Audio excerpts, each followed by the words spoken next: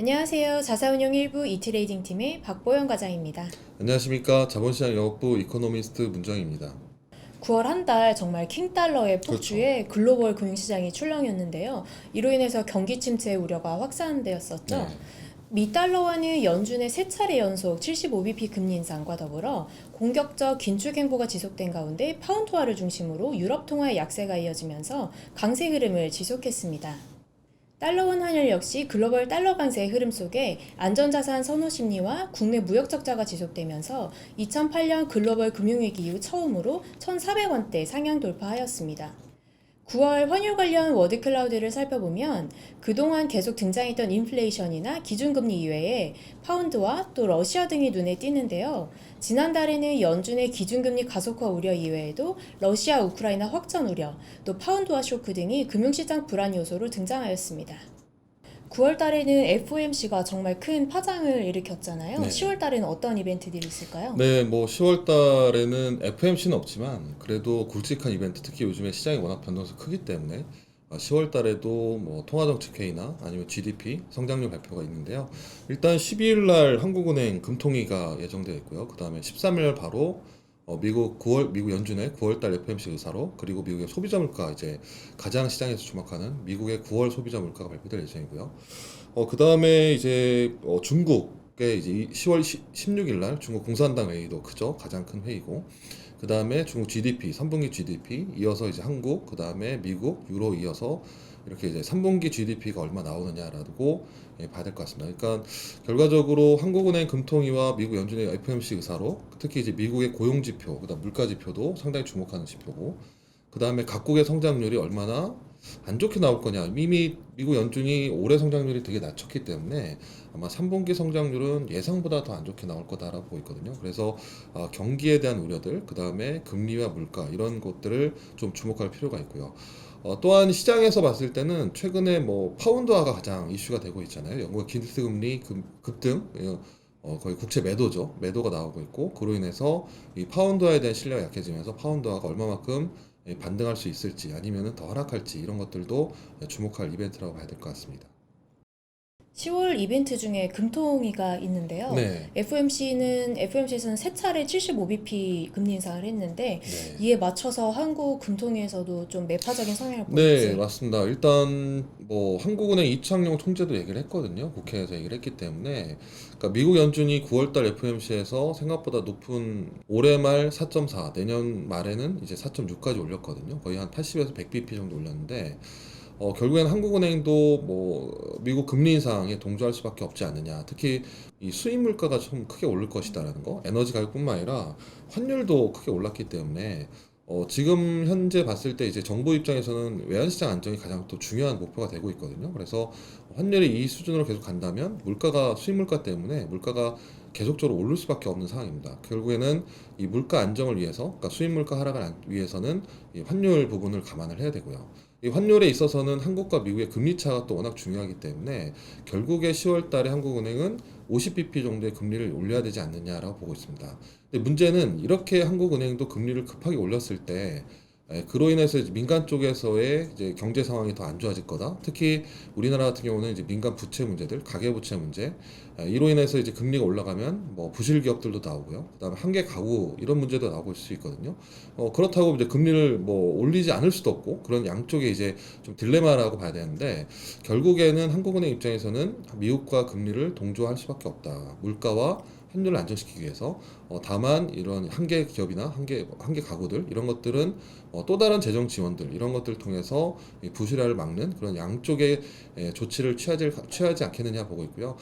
만약에 시장의 예상대로 한국은행이 50bp 그리고 미국과 금리를 동조한다고 본다면 채권 시장은 좀 안정이 될 것 같아요. 최근에 채권 시장 쪽에서 정부가 이제 바이백도 하고 여러 가지 안정 조치를 하고 있는데, 한국은행도 그에 맞춰서 한미 기준금리 어느 정도 유지를 해준다면 채권 시장만 안정이 되더라도 외환 시장 쪽에서는 그나마 이제 변동성을 좀 줄지 않을까라고 기대하고 있습니다. 9월 FOMC 이후로 달러화 강세가 연일 더욱 심화되고 있는데요. 달러화 강세 얼마나 더 갈 거라고 보시나요? 네, 일단 뭐 FMC 이후로 달러가 지금 달러 지수로 우리가 보통 얘기하는데 지금 거의 한 114포인트, 115포인트 근접했기 때문에 사실상 2001년 이후로 거의 최고치거든요. 근데 이제 최근에 좀 변화가 좀 있는 것 같아요. 시장의 변화가 있는데 무엇보다도 특이한 점은 미국 달러가 장기 금리에 그동안 연동했었거든요. 10년물 금리에. 그렇죠. 왜냐면은 10년물 금리 자체가 우리가 보통 시장에서 얘기하는 경기와 물가에 대한 미래를 보여주기 때문에 그래서 이제 경기 물가가 뭐 안 좋다, 아니 물가 높다라고 본다면 10년물 금리가 올라가면 달러도 강세로 가고 그랬는데 9월 달에 봐서는 10년물 금리보다는 2년물 금리에 좀 더 연동을 하고 있습니다. 이 얘기는 경기 물가에 대한 기대보다도 당장 미국 연준이 얼마나 금리를 올릴 수 있느냐라는 부분이 달러에 오히려 영향을 미친다라는 거죠.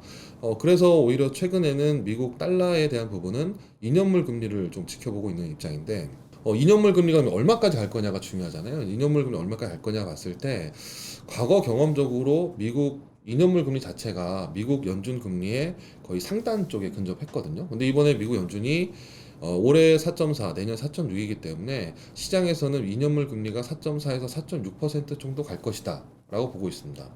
근데 지금 최근에 미국 2년물 금리가 4.3%까지 간 적이 있었고 다시 4.1 정도 낮았지만 4.3%에서 4.6을 간다면 달러는 거의 이제 고점에 근접하는 거 아니냐라고 보고 있거든요.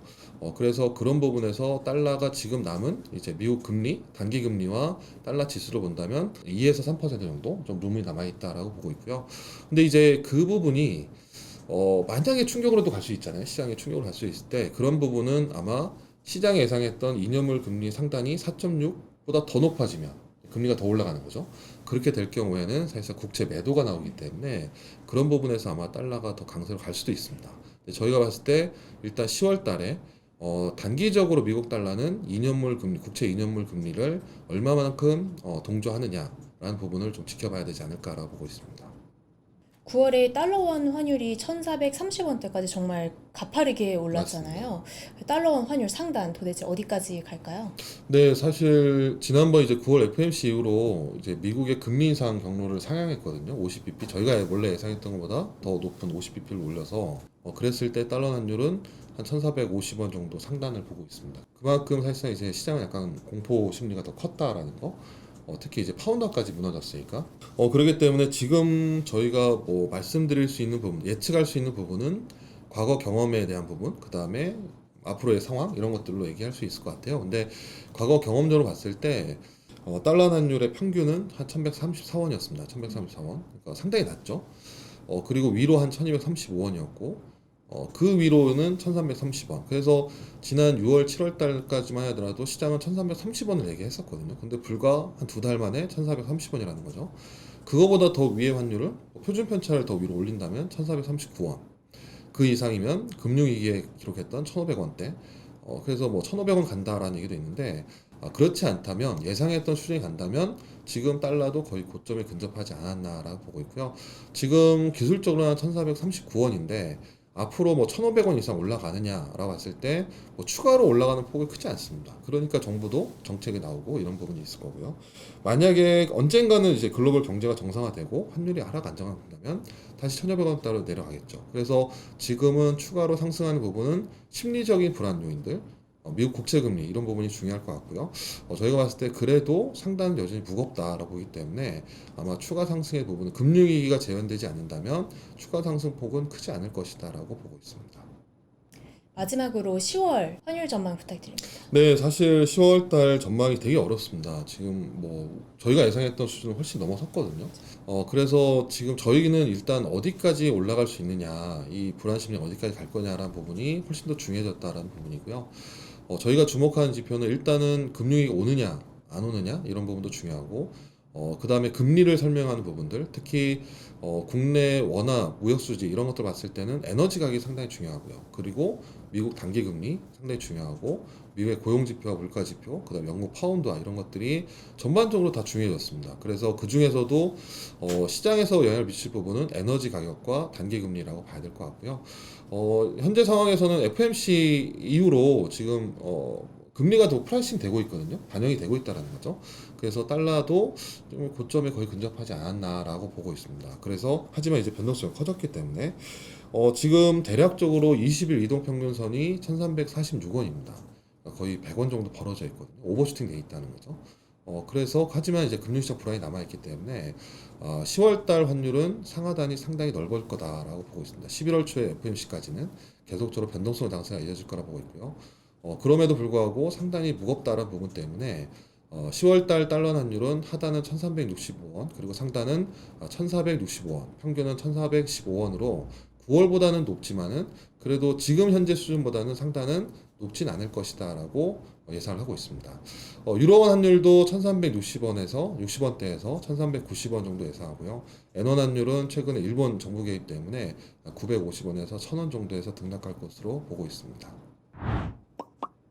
지금까지 똑똑한 환율 이야기 환율 똑똑이었습니다. 감사합니다.